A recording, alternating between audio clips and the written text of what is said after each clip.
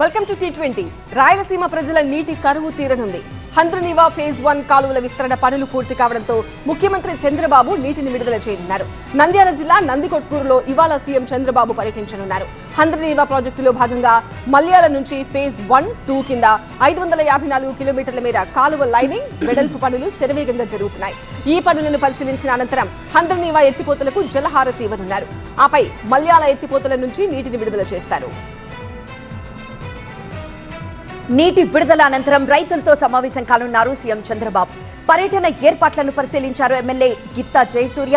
Nandyal parliament TDP incharge Mandra Shivananda Reddy Delhi నుంచి నేరుగా ఉదయం 11 గంటల తర్వాత ప్రత్యేక విమానంలో ఓర్వకలు ఎయిర్పోర్టుకు వస్తారు చంద్రబాబు. అక్కడి నుంచి ప్రత్యేక హెలికాప్టర్లో మలయాళ హంద్రీనీవా దగ్గరకు వెళ్తారు. రేపు టీడీపీ పార్లమెంటరీ పార్టీ సమావేశం జరగనుంది. టీడీపీ ఎంపీలతో భేటీ కానున్నారు సీఎం చంద్రబాబు. పార్లమెంటు వర్షాకాల సమావేశాల నేపథ్యంలో భేటీకి ప్రాధాన్యం నెలకొంది. సాగునీటి ప్రాజెక్టులపై పార్లమెంట్లో తమ వాణి వినిపించే వీలుంది. ఢిల్లీలో సీఎం రేవంత్ పర్యటన కొనసాగుతోంది. కేంద్ర మంత్రి అశ్విని వైష్ణవ్ తో భేటీ కానున్నారు సీఎం. పెండింగ్ రైల్వే, ఐటీ ప్రాజెక్టులపై అశ్విని వైష్ణవ్ తో చర్చించనున్నారు సీఎం రేవంత్ రెడ్డి. ఇవాళ ప్రధాని మోదీని సీఎం రేవంత్ కలిసే అవకాశం ఉంది. బీసీ రిజర్వేషన్ల అంశంపై మోదీతో చర్చించే ఛాన్స్ కనిపిస్తోంది. సాయంత్రం హైదరాబాద్ చేరుకోనున్నారు సీఎం రేవంత్. ఇవాళ పల్నాడు జిల్లా దాచేపల్లి మార్కెట్ యార్డులో కిసాన్ మేళా జరగనుంది. కిసాన్ మేళా ఏర్పాట్లను గురజాల ఎమ్మెల్యే ఎరపతినేని శ్రీనివాసరావు పరిశీలించారు. రైతులు తక్కువ పెట్టుబడితో అధిక లాభాలు పొందేలా కిసాన్ మేళాలో అన్నదాతలకు అవగాహన కల్పిస్తారని చెప్పారు ఎమ్మెల్యే. వ్యవసాయ రంగంలో వస్తున్న ఆధునిక టెక్నాలజీ మెళకువలను రైతులకు తెలియజేస్తారని తెలిపారు. వ్యవసాయ శాఖకు చెందిన 20 విభాగాలు, పలు కంపెనీలు పాల్గొంటాయన్నారు. 100కు పైగా స్టాల్స్ ఏర్పాటు చేసి ఉత్తమ రైతుల అనుభవాలను రైతులకు వివరిస్తారని చెప్పారు ఎరపతినేని. నిజామాబాద్ జిల్లా బాల్కొండ నియోజకవర్గంలో రాజకీయం వేడెక్కింది. కాంగ్రెస్, బీఆర్ఎస్ నేతల సవాళ్లతో వేల్పూర్లో 163 సెక్షన్ విధించారు పోలీసులు. ప్రభుత్వ సంక్షేమ పథకాలు అర్హులకు అందడం లేదన్నారు మాజీ మంత్రి ఎమ్మెల్యే వేముల ప్రశాంత్ రెడ్డి. లబ్ధిదారులతో వచ్చి ప్రశాంత్ రెడ్డికి కనువిప్పు కలిగిస్తామన్నారు కాంగ్రెస్ నేతలు. రైతు భరోసా, రుణమాఫీ కాని రైతులు, బాధిత గల్ఫ్ కార్మికులతో పాటు వస్తామని మరోవైపు బీఆర్ఎస్ వెల్లడించింది. దీంతో కాంగ్రెస్ పార్టీ నేత మానాల మోహన్ రెడ్డిని గృహ నిర్బంధం చేశారు పోలీసులు. భద్రాద్రి కొత్తగూడెం జిల్లా అశ్వరావుపేటలో మార్నింగ్ వాక్ లో పాల్గొన్నారు మంత్రి పొంగులేటి శ్రీనివాసరెడ్డి, ఎమ్మెల్యే జారే ఆదినారాయణ. మున్సిపాలిటీలో వార్డుల్లో తిరుగుతూ సమస్యలు అడిగి తెలుసుకున్నారు. వాటిని పరిష్కరించాలని అధికారులకు ఆదేశాలు ఇచ్చారు పొంగులేటి. మున్సిపాలిటీని పరిశుభ్రంగా ఉంచాలని వారికి సూచించారు. జనగామ జిల్లా కలెక్టర్ షేక్ రిజ్వాన్ బాషా కృషికి ఫలితం దక్కింది. జాతీయ స్థాయిలో అభ్యసనం సామర్థ్యంలో 50వ స్థానంలో నిలిచింది జనగామ జిల్లా. కేంద్ర విద్యాశాఖ నిర్వహించిన ఫరక్ రాష్ట్రీయ సర్వేక్షణ్ సర్వేలో దేశంలో 50వ స్థానంలో నిలిచింది జనగామ జిల్లా. దేశవ్యాప్తంగా 781 జిల్లాల్లో సర్వే నిర్వహించింది కేంద్ర విద్యాశాఖ. తెలుగు రాష్ట్రాల నుండి ఎన్నికైన ఏకైక జిల్లాగా జనగామ జిల్లాకు గుర్తింపు రావడం పట్ల ఆనందం వ్యక్తం చేశారు కలెక్టర్ షేక్ రిజ్వాన్ బాషా. హెచ్సీఏ కేసులో 5 నిందితులను ఇవాళ కస్టడీకి తీసుకోనుంది సిఐడి. నిందితులను 6 రోజుల పాటు కస్టడీకి అనుమతించడంతో చెర్లపల్లి జైలు నుంచి అదుపులోకి తీసుకోనున్నారు. హెచ్సీఏ క్లబ్స్ లో అవకతవకలు, గత హెచ్సీఏ ఎన్నికల్లో చోటు చేసుకున్న పరిణామాలపై ప్రధానంగా ప్రశ్నించనుంది సిఐడి. హెచ్సీఏ అధ్యక్షుడు Jaganmohan Rao, HCA CEO Sunil, treasurer Srinivasarao, Srichakra cricket club secretary Rajender Yadav, Srichakra cricket club president Kavitha Yadav ను విచారించనుంది సిఐడి. ఈ 5 నిందితుల బెయిల్ పిటిషన్లను కొట్టివేసింది మల్కాజ్గిరి కోర్టు. హిందూ మహాసముద్రంలో అల్పపీడనం ఏర్పడింది. ఈశాన్య బంగాళాఖాతంలోనూ ద్రోణి కొనసాగుతోంది. వీటి ప్రభావంతో ఏపీ, తెలంగాణకు 2 రోజులు వర్ష సూచన చేసింది వాతావరణ శాఖ. ఏపీలో రాబోయే 3 రోజుల్లో మోస్తరు వర్షాలు కురుస్తాయని అంచనా వేస్తున్నారు. ఏపీలోని కోస్తా, ఉత్తరాంధ్రలో వాన పడే వీలుంది. గుంటూరు, కడప, రాజమండ్రి ప్రాంతాల్లో భారీ వర్షం పడొచ్చు. తెలంగాణలోని 13 జిల్లాల్లో వర్షాలు కురిసే అవకాశం ఉంది. గంటకు 30 నుండి 40 కిలోమీటర్ల వేగంతో ఈదురుగాలులు వీస్తాయి. ఉదయం పూట ఉత్తర తెలంగాణలో జల్లులు పడతాయి. సాయంత్రం 5 గంటల తర్వాత నుంచి మొదలయ్యే వర్షం తెలంగాణ అంతటా వ్యాపిస్తుందని వాతావరణ కేంద్రం తెలిపింది. కొన్ని ప్రాంతాల్లో మోస్తరు నుండి భారీ వర్షాలు కురుస్తాయి. హైదరాబాద్ లో సాయంత్రం 5 తర్వాత నుంచి మోస్తరు వర్షం పడే అవకాశం ఉంది. ఎగువ ప్రాంతాల్లో కురుస్తున్న వర్షాలతో తుంగభద్ర ప్రాజెక్టుకు వరద నీరు పోటెత్తుతోంది. డ్యాంకు చేరే నీటి ప్రవాహం పెరగడంతో 9 గేట్లను ఎత్తివేశారు అధికారులు. జలాశయానికి ఇన్ఫ్లో 38,000 క్యూసెక్లు ఉండగా అవుట్ఫ్లో 39,000 క్యూసెక్లు.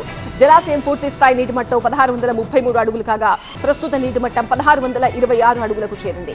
టీబీ డ్యాం పూర్తి స్థాయి నీటి నిల్వ 105 టీఎంసీలు కాగా ప్రస్తుత నీటి నిల్వ 80 టీఎంసీలు ఉంది. తుంగభద్ర దిగువ కాలువ నీరు ఆంధ్ర సరిహద్దు కిలోమీటర్ 134 మైలురాయికి చేరుకుంది. ఆంధ్ర నీటి వాటా కింద 500 క్యూసెక్కులను విడుదల చేస్తున్నారు అధికారులు. బాపురం సెక్షన్ వద్ద నీటి ప్రవాహం కొనసాగుతోంది. కాల్వ నీరు చూసి పంటలు సాగుకు సిద్ధమవుతున్నారు ఆయకట్టు రైతులు. జూరాల ప్రాజెక్టుకు వరద ప్రవాహం తగ్గుతోంది. ఆల్మట్టి నారాయణపూర్ ప్రాజెక్టుల నుంచి 18,000 క్యూసెక్ల వరద నీరు వస్తుండగా 39,000 క్యూసెక్ల నీటిని దిగువకు వదులుతున్నారు. డ్యాం పూర్తి స్థాయి నీటి నిల్వ 9 టీఎంసీలు కాగా ప్రస్తుతం 8 టీఎంసీల నీరు నిల్వ ఉంది. ఎగువ దిగువ విద్యుత్ కేంద్రంలో విద్యుత్ ఉత్పత్తి కొనసాగుతోంది. శ్రీశైలం జలాశయానికి వరద ప్రవాహం కొనసాగుతోంది. జూరాల నుంచి 34,000 క్యూసెక్ల నీరు వస్తోంది.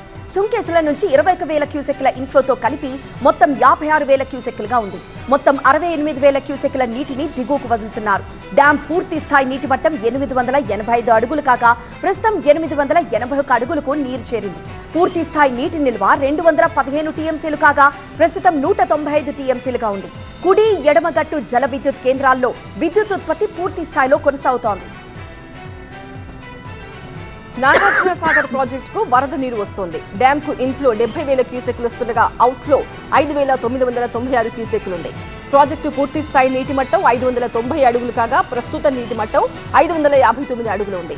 పూర్తి స్థాయి నీటి నిల్వ సామర్థ్యం 312 టీఎంసీలు కాగా ప్రస్తుత సామర్థ్యం 231 టీఎంసీలు ఉంది. కాళేశ్వరం దగ్గర గోదావరికి వరద ప్రవాహం కొనసాగుతోంది.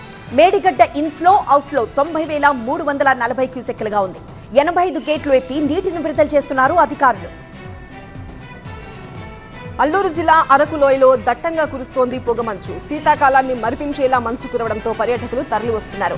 మంచు సోయగాలను చూసి ఆ వాతావరణాన్ని తెగ ఎంజాయ్ చేస్తున్నారు. బంగారం ధరలు మళ్లీ పెరుగుతున్నాయి. కొద్ది రోజులుగా 98,000 దగ్గర ట్రేడ్ అయిన స్వచ్ఛమైన 24 క్యారెట్ల బంగారం ధర ఇప్పుడు 1,00,000 దాటేసింది. హైదరాబాద్ లో 24 క్యారెట్ల బంగారం ధర 1,480 రూపాయలుగా ఉంది. మరోవైపు కిలో వెండి ధర హైదరాబాద్ లో 1,14,000 దగ్గర ట్రేడ్ అవుతోంది. హైదరాబాద్ లోని బాలానగర్ పారిశ్రామిక వాడలో అగ్ని ప్రమాదం జరిగింది. డ్యూరోడైన్ ఇండస్ట్రీలో ఒక్కసారిగా మంటలు చెలరేగి పొగలు కమ్ముకున్నాయి. స్థానికుల సమాచారంతో అక్కడికి చేరిన ఫైర్ సిబ్బంది 5 ఫైర్ ఇంజిన్లతో మంటలను ఆర్పేశారు. ఈ అగ్ని ప్రమాదంలో భారీగా ఆస్తి నష్టం జరిగింది. ప్రమాద సమయంలో కంపెనీలో ఎవరూ లేకపోవడంతో ముప్పు తప్పింది. జయశంకర్ భూపాలపల్లి జిల్లా పాండవుల గుట్టల్లో ఈ నెల 10న జరిగిన రవి హత్య మిస్టరీని ఛేదించారు పోలీసులు. రెండో భార్య రేణుక, ఆమె కొడుకు ఈ హత్య చేసినట్లు నిర్ధారించారు. అనుమానంతో రోజు వేధించడంతో భర్తను చంపేందుకు 1,00,000 డీల్ కుదుర్చుకొని చంపేసింది భార్య. రేగొండి మండలం బుగులోని గుట్టపైకి తీసుకువెళ్లి అతన్ని హత్య చేసింది ముఠా. తాడుతో మెడకు ఉరివేసి హతమార్చారు దుండగులు. రెండో భార్య రేణుక, కొడుకు శ్రీకర్తో సహా 6గురిని అరెస్ట్ చేశారు పోలీసులు. కూతురు పట్ల అసభ్యకరంగా ప్రవర్తించిన తండ్రిపై ఫోక్సో కేసు నమోదైన ఘటన జనగామ జిల్లా దేవరుప్పల మండలంలో జరిగింది. తండ్రి అసభ్యకరంగా ప్రవర్తిస్తున్నాడని తల్లికి చెప్పినా పట్టించుకోలేదు. దీంతో మైనర్ బాలిక విషయాన్ని పెద్దమ్మకు తెలిపింది. ఆమె పోలీసులకు ఫిర్యాదు చేయడంతో నిందితుడిని అదుపులోకి తీసుకుని ప్రశ్నిస్తున్నారు. బాలికను బాలల సంరక్షణ అధికారులకు అప్పగించారు దేవరుప్పల ఎస్ఐ సృజన్ కుమార్. శ్రీ సత్యసాయి జిల్లా ఒడిసి మండల కేంద్రంలో సోదాలు నిర్వహించారు సిఐ నరేంద్రరెడ్డి ఆధ్వర్యంలోని పోలీసులు. షాదీమహల్ ప్రాంతంలోని ప్రతి ఇంటిని తనిఖీ చేశారు. అనుమానితుల ఇళ్లతో పాటు పాత నేరస్తుల ఇళ్లను తనిఖీ చేశారు. ఖాళీ ప్రదేశాల్లో పూరీళ్లు వేసుకుని నివసిస్తున్న వలసదారుల ఇళ్లకు వెళ్లి పోలీస్ చట్టాలపై అవగాహన కల్పించారు. నల్లమాడ, అమడగూరు మండలాలకు చెందిన పోలీసులు ఈ సోదాల్లో పాల్గొన్నారు. బాపట్ల జిల్లా ఈపురపాలెం స్ట్రెయిట్ కట్ వద్ద సర్వే నిర్వహించారు రెవెన్యూ అధికారులు. కొంతమంది ప్రభుత్వ భూములు ఆక్రమించారంటూ మత్స్యకారులు కలెక్టర్కు ఫిర్యాదు చేశారు. వారి ఫిర్యాదుతో కమిటీ ఆధ్వర్యంలో సర్వే చేశారు అధికారులు. సిఆర్జెడ్ పరిధిలో ఎటువంటి నిర్మాణాలు చేయకుండా చర్యలు తీసుకోవాలన్నారు మత్స్యకారులు. కొంతమంది రియల్టర్లు నిబంధనలకు విరుద్ధంగా నిర్మాణాలు చేస్తున్నారని ఆరోపించారు మత్స్యకారులు. భద్రాద్రి కొత్తగూడెం జిల్లా చెర్ల మండలంలోని మామిడిగూడెంలో పోడు వ్యవసాయం చేస్తున్న ఆదివాసీల పంటలను తొలగించారు అటవీ శాఖ అధికారులు. వారిని విధుల నుంచి సస్పెండ్ చేయాలని ఆందోళనకు దిగారు ఆదివాసీలు.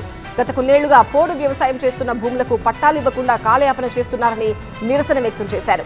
పంటలను అటవీ సిబ్బంది ధ్వంసం చేయడంతో ప్రధాన రహదారిపై ధర్నాకు దిగారు ఆదివాసీలు. దీంతో భారీగా వాహనాలు నిలిచిపోయాయి. రంగంలోకి దిగిన చెర్ల పోలీసులు ఆదివాసీలకు నచ్చజెప్పారు. పోడు సమస్యను అధికారుల దృష్టికి తీసుకెళ్తామని చెప్పారు. కరీంనగర్లో ఎలుగుబంటి సంచారం కలకలం రేపింది. శాతవాహన యూనివర్సిటీ సమీపంలో వికలాంగుల కాలనీలోకి వచ్చింది ఎలుగుబంటి. పాడుబడిన ఓ ఇంట్లోకి ప్రవేశించిన ఎలుగుబంటిని చూసి స్థానికులు భయపడ్డారు. ఆ తర్వాత ఇంట్లోంచి కొండవైపు వెళ్తూ ఉండడంతో ఊపిరి పీల్చుకున్నారు ప్రజలు. శ్రీశైలం ఆలయంలో హుండీ దొంగతనానికి పాల్పడ్డాడు పరిచారకుడు విద్యాధర.